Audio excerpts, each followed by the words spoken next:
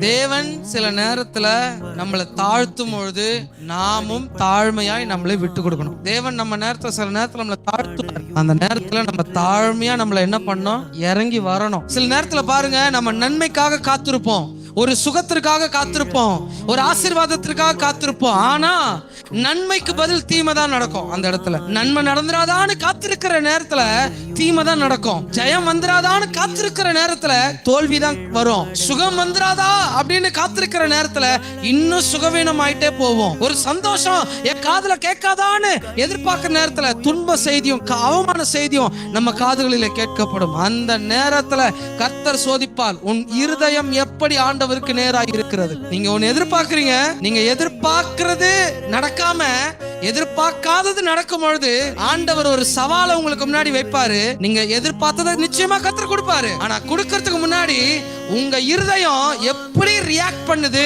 உங்க இருதயம் எப்படி அவருக்கு முன்னாடி நடக்குது அப்படின்றத அவர் டெஸ்ட் பண்ணும் போது நீங்க தாழ்மையா அவர் கரத்துல உங்க இருதயத்தை திருப்புவீங்கன்னா அவர் உங்களுக்காக யாவையும் செய்வார்.